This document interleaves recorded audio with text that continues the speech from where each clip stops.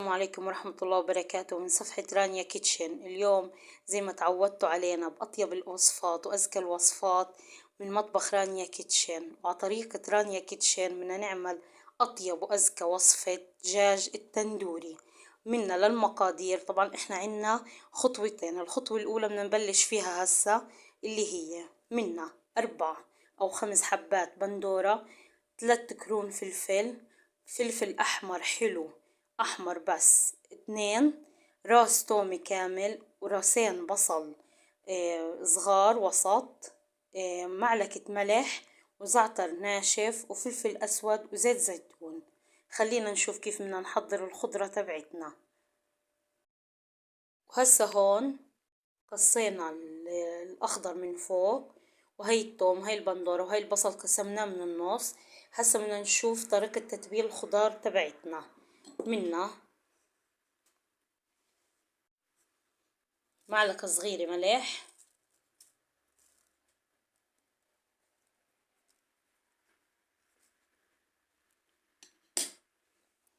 رشة فلفل أسود،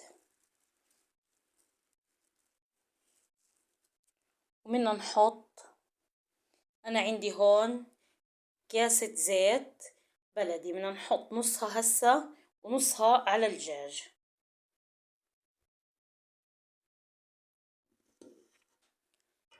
هسا الزعتر مش هسا بنضيفه، هسا بدنا ندخلهم على فرن محمى مسبقا على درجة حرارة 180 لمدة نص ساعة عشان تتحمر عنا الخضار وتاخد اللون الذهبي الحلو. بعدين قبل ما يستوي بشوي بنضيف الزعتر، لأن ما بدي الزعتر ياخد شعطة ينحرك شوي، هيك أطيب وأزكى. بعد ربع ساعة بالفرن هسا بدنا نرش عليها الزعتر،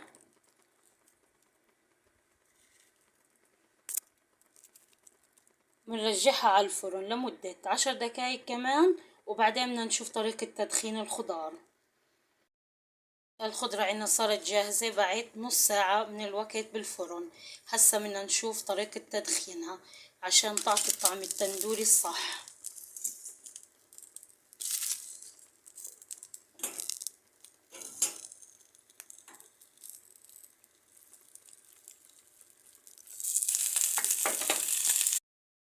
الخضار بعد ما تدخنت هسا بنحطها محضرة الطعام وبنطحنها عشان نضيف عليها باقي المكونات.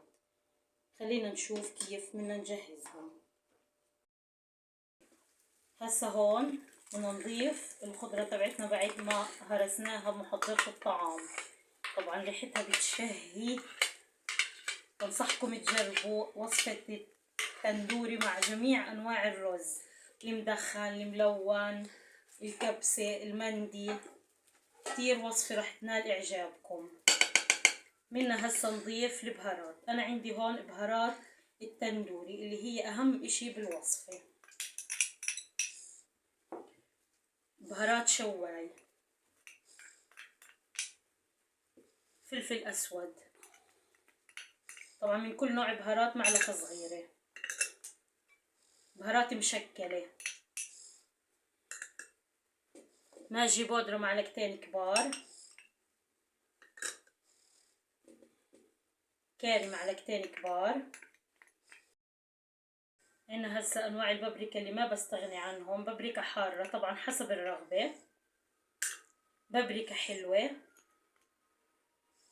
والبابريكا المدخنة غرام الأكلة هاي.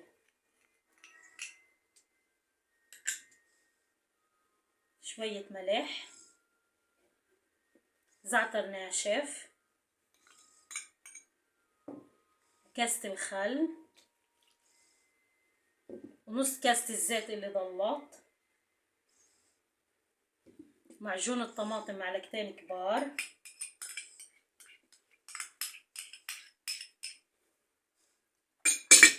واللبن 150 غرام لبن.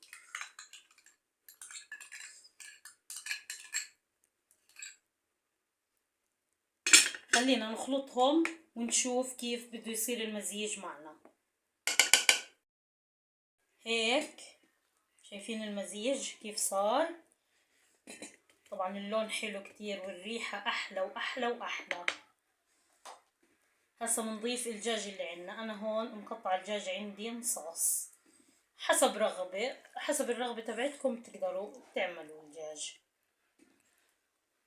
هسا بنحط الدجاج بالخلطة لمدة نص ساعة، بعدين بنحطها بالصينية وبندير عليها الفرن. خلينا نشوف الخطوة الثانية.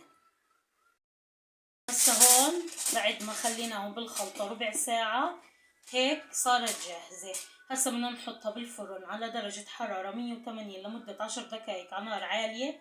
بعدين بنوطي الحرارة على نار متوسطة أو أقل شوي لمدة ساعة، ساعة ونص، عشان تتشرب شوي النكهة وتتشرب الخضار اللي حطيناها.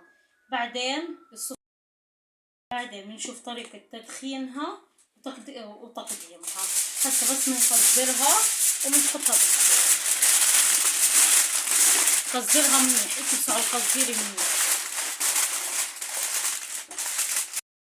جاهزين نشوف دجاجاتنا بعد ساعة ونص بالفرن. يا سلام، الريحة كتير كتير طيبة. هسا بدنا نحمرهم وندخنهم ونشوف طريقة تقديمهم. وصفتنا صارت جاهزة. هي الدجاج بعد ما تدخن وتحمر راح تعتمدوها مع جميع أنواع الرز. أنا اليوم عملت معها رز مدخن، عندكم وصفة رز المدخن على صفحة رانيا كيتشن. بتمنى تعجبكم الوصفة. إذا عجبتكم الوصفة لا تنسوا تشتركوا بقناة رانيا كيتشن وتفعلوا زر الجرس وتكبسوا لايك.